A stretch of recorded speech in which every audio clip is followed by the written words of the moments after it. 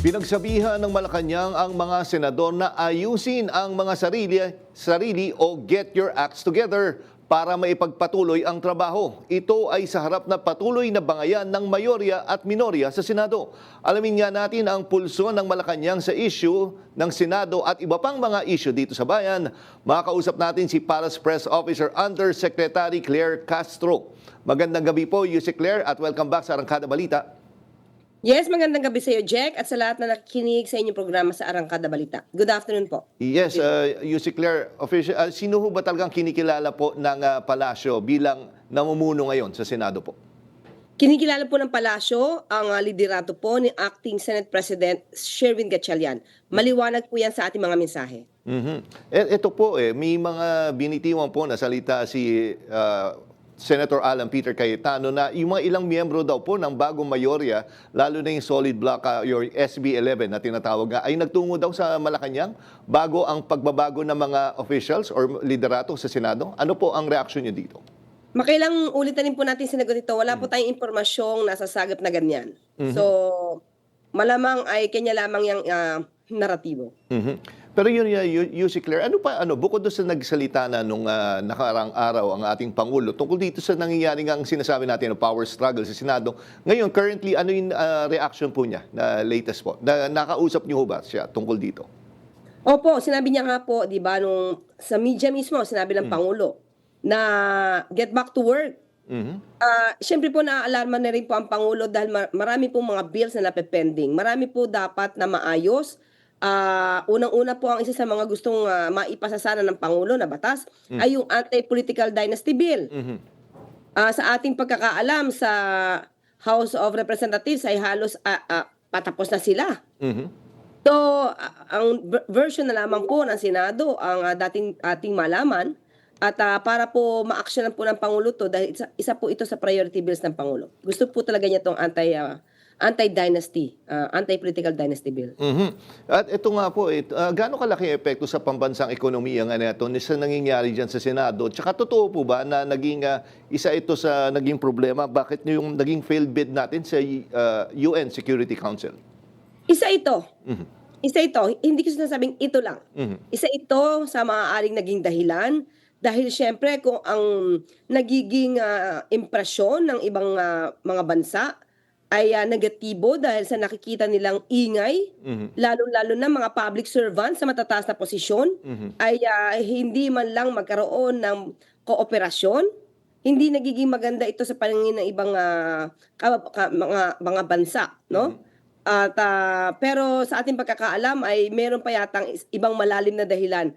Yan po ay ayon kay Secretary Tez Lazaro. And Yusek Claire, sakali ho ba ay yun nga, may plano ho bang mag-request ng special session sa Senado ang Pangulo? At kung sakali, kanino niya ito i-address? Kasi dalawa nga yung nagkiklaim po ng leadership. Kung anumang official na request na manggagaling po kay kay Acting Senate President Sherwin Gatchalian, yan po ang tatanggapin ng palasyo. At darating kaya tayo sa point, Yusek Claire, na baka para, although alam ko naman na as much as possible, gusto talaga na Malacanang ay hands-off nga dito sa nangyayari problema sa Senado, ay ipapatawag niya itong dalawang, yung current leader at yung dating Senate President, para siguro magkaroon na ng kaayusan. Isa ho ba yan sa kinoconsider? Sa ngayon, hindi ko masasabi, ayokong pangunahan ng Pangulo dahil mahirap din po magkaroon ng ganitong suggestion dahil iba po ang mga naratibo ni Senator Alan Cayetano. Bawat salita, bawat konting kilos ng Pangulo, binibigyan niya ng ibang interpretasyon.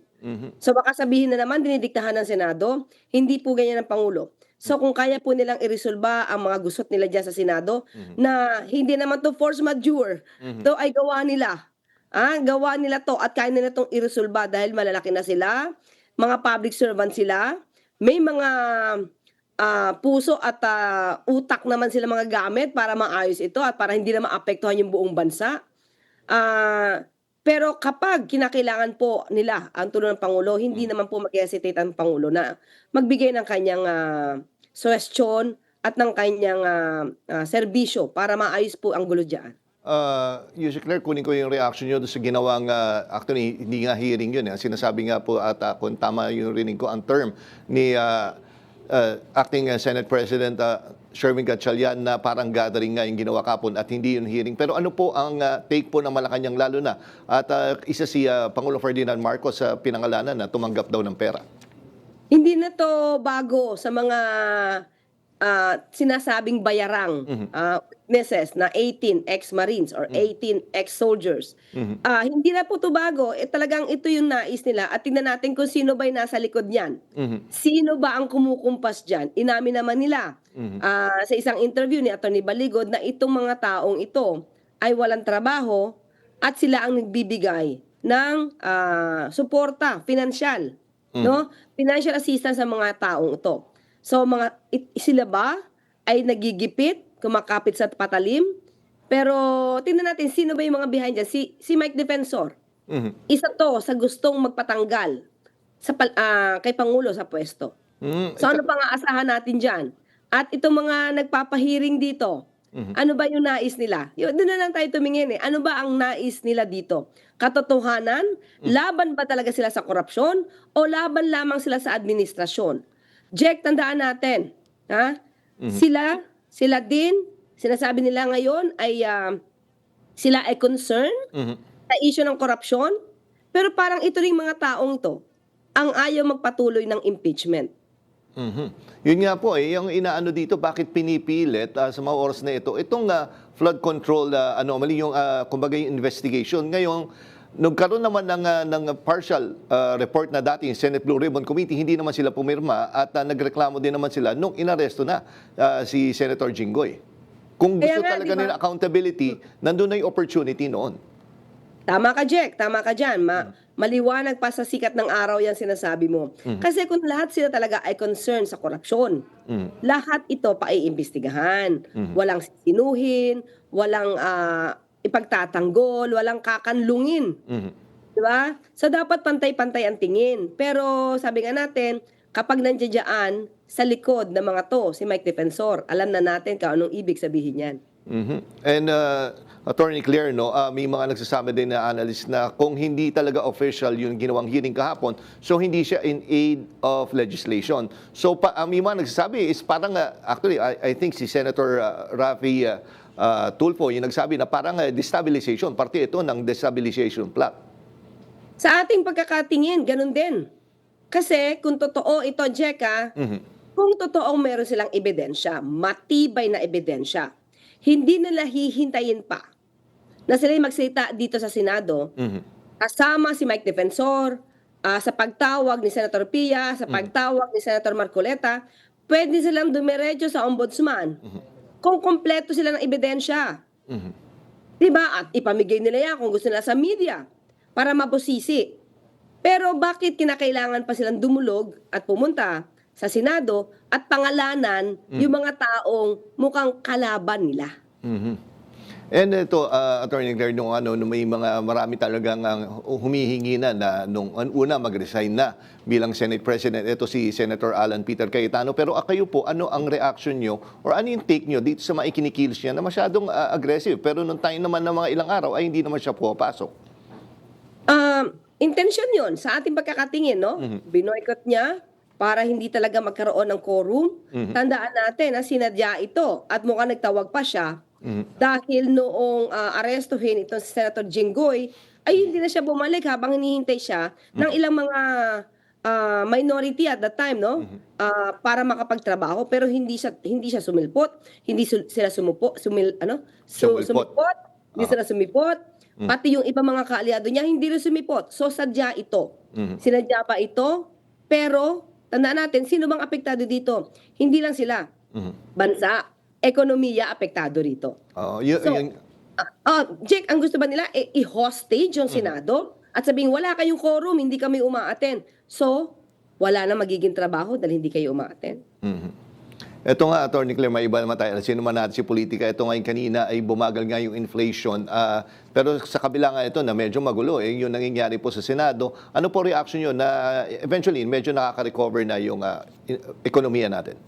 Ito nga, Jack, sa totoo lang, sa mga meetings na pinupuntahan, pinapatawag ng Pangulo, lahat po talaga ang tutok ay para maiangat ang buhay ng bawat Pilipino kahit na meron tayong kinakaharap na global oil crisis. Yan talaga ang utos ng Pangulo eh. Jack, sa totoo lang, ang sabi niya, hindi dapat maputol ang supply ng fuel. Kasi once na putol ang supply niyan, hindi na natin pag-uusapan ng presyo kasi walang supply.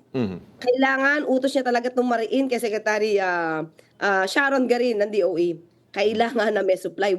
Kasi otherwise, mas mahihirapan tayo pag walang supply. So, kung presyo man, wala tayong magagawa sa presyo kasi hindi tayo nagdidikta niyang presyo.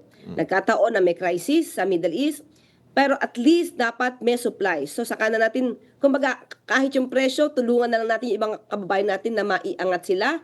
At yung impact ng oil crisis sa Middle East ay hindi masyadong maramdaman, pero syempre ramdam pa rin to. Pero dapat ang supply ay continuous sa bansa natin para tuloy-tuloy lang ang negosyo, ang trabaho, lahat tuloy-tuloy. So, of course, magandang balita po na bumabagal po ang inflation rate. Pero hindi dapat tayo magpakampante. Jack, unang-una, nandiyan ang maiingay sa Senado. Nakakaapekto yan. Pangalawa, parating pa rin ang El Nino. At nandiyan pa rin yung crisis sa Middle East. So tuloy-tuloy pa rin po ang pagtatrabaho ng Pangulo at ng mga concerned agencies natin. Lahat po ito ay tinututukan para po medyo malesen po yung impact nito sa atin. And huling tanong lang, Attorney Claire, no, kung mapapansin natin na medyo natahimik na yung kabilang panig na laging kine-question yung kalusugan ng ating Pangulo. Ito, malapit na ngayon at nakita natin very active na ulit or lagi naman nasa trabaho ng ating Pangulo. Pero kamusta nga po yung kanyang mga physical fitness activities po? Si Pangulo po kasi, nag-gym po kasi to. Nag-gym po talaga siya. So, okay na po siya. Yung kanyang diverticulitis ay ayon sa kanya ay ayos na. Maayos na po siya. Wala na siya nararamdamang sakit. So, siguro, syempre yung diet niya pa rin, titignan niya pa rin. Pero nakakain niya na po lahat yung gusto niya. At nakaready na ho tayo para sa SONA. Definitely, opo. Ready na po si Pangulo. Okay, maraming salamat po. Palace Press Officer Yusek Claire Castro. Happy weekend, ma'am. At ingat po kayo. Happy weekend, Jack. At sa lahat ng mga sumusubaybay sa inyong programa. Magandang araw.